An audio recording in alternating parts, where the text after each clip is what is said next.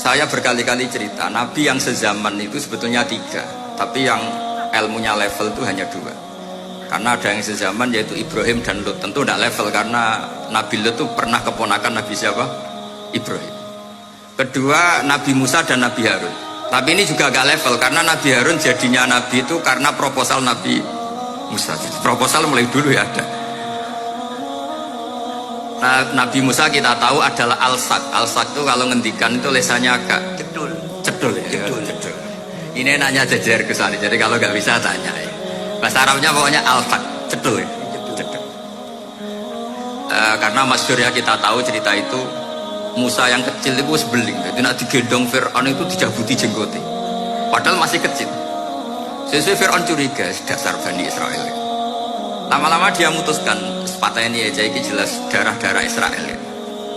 Kita tahu Fir'aun adalah orang Kipti, orang Mesir. Setelah berkali-kali gitu terus tanya gini sama Asia, ini anak ini sudah bisa mikir, memang dasar Bani Israel jadi gak suka orang Kipti. Orang baca cilik biasa gak masalah.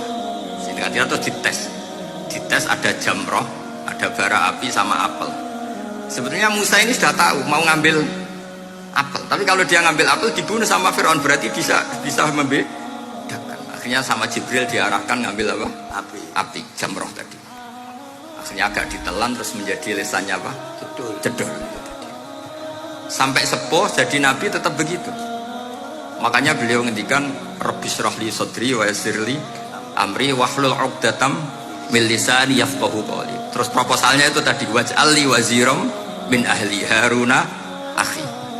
Sebagian ayat lebih jelas lagi yaitu wa akhi Harun huwa afsahu minni lisanan fa arsilhu ma'iyya rid ayyusaddiqun. Jadi dan saudara saya Harun lebih fasih berbicara daripada saya. Jadi kualitas ilmiahnya bagus Musa tapi jubirnya itu kira-kira gak balim dulu. Iya balim. Ya. Jadi ini saya jubirnya Gus Ali, saya Harun, ini Musa. Maksudnya kaya karena sudah ada Nabi. Singkat cerita, karena Musa itu agak alsak, sehingga Harun ini ya nggak levelnya. Padahal sezaman, sehingga ya nggak pernah bantah-bantahan, nggak pernah adu argumen. Yang benar-benar Nabi sezaman dan kemudian sering adu argumen adalah Isa dan Yahya. Kita tahu umurnya ya imbang, kualitas al-mazaya wal wa'il juga imbang. Nabi Isa kita tahu wa yukallimun nasa fil mahdi wa kahla. Mulai kecil bisa ngendikan, dia sudah pintar. Nabi Yahya kita tahu ya Yahya khudil kitabah biquwah wa atainaul hukma sabiyya. Jadi sama-sama pintar. Wa hananan min ladunna wa zakah wa kana taqiyya. Itu dua beliau ini menjadi satu manhaj besar dalam Islam. Itu kalau main ke salah satu kampung, itu Nabi Isa tanyanya aneh. Aina syirarun nas? Orang-orang yang jelek-jelek itu di mana? Orang-orang fasik itu rumahnya mana? Kalau Nabi Yahya tanya, aina khiyarun nas? Orang-orang baik itu di mana? Akhirnya dua beliau ini saling berargumentasi. Kenapa kamu tanya aina syirarun nas? Terus Nabi Isa katanya, lah kenapa kamu tanya aina khiyarun nas? Terus kata Nabi Yahya, enak kancanan wong soleh, gak ruwet kan. Kancanan wong soleh itu kan enak, gak dibodoni, gak ruwet. Pemenang kancanan wong mati, sering bodoni. Masyhur itu cerita Gus kenapa sering ziarah? Kancanan wong urip sumpah. Wong mati gak tau bejo. Wong mati gak tau bejo. Ini teman ziarahnya Bapak. Wong mati gak tau bejo. Ya. Itu ya ini santai-santai saja, relax saja. Karena saya sudah tahu mau ngomong apa. Nanti kalau ingin serius ya ngaji sama saya, harus khatam biar nggak jadi korban kama sayati sama kama takutkan. Akhirnya Nabi Yahya gantian tanya, kenapa kamu tanya aina syirarun nas?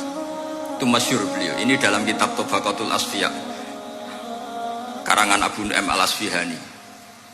Riwayat Sufyan bin Uyainah, gurunya Imam Syafi'i. Jawabnya Nabi Isa unik. Anak an-nabi, saya ini nabi. Biman zilatit topik. Nabi itu ibarat dokter. Udawil mardo. Di mana-mana dokter itu cari orang sakit. Makanya di NU itu banyak kiai-kiai yang nangani orang-orang fasik. dakwah nih gue wong nakal-nakal itu ya ada khazanahnya, asal gak keterusan katut gitu saja. Jadi kalau kamu niru Gusme itu sebenarnya konsepnya satu, asal ada bukti jadi wali dan tidak katut. Kalau ndak ya sudah usah.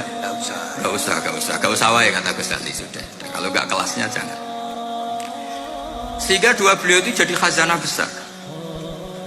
Misalnya Anda jadi kiai di daerah-daerah yang Islamnya sudah maju.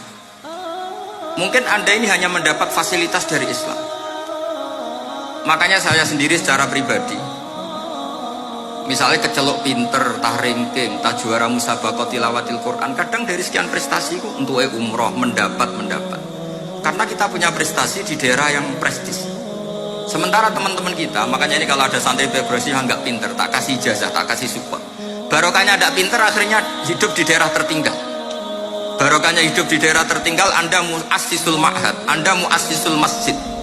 Sing prestasi hanya mendapat dari negara, yang tertinggal malah memberi kontribusi. Akhirnya apa? Lama-lama ini yang prestasi coro Jawa ngatok tomak. Saya dapat apa? Sementara yang di desa tertinggal, saya bisa memberi apa? Sehingga Allah bikin wong bodoh itu ada rencana besar kira-kira. Jadi mau orang bodoh itu gak ada orang-orang santri yang hidup di daerah-daerah apa? Tertinggal. Aman golek prestasi, golek umroh, terus ambisi ngimami masjid haram barang.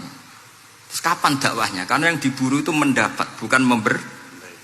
Ini bahaya sekali bagi Islam. Sehingga tradisi guru-guru kita, nah santri pinter ya dilem, santri bodoh ya dilem, santri bulet ya dilem, santri setengah bulet ya dilem, sekabeh kaulane pangeran. Kok ana hikmahe dhewe-dhewe kata itu.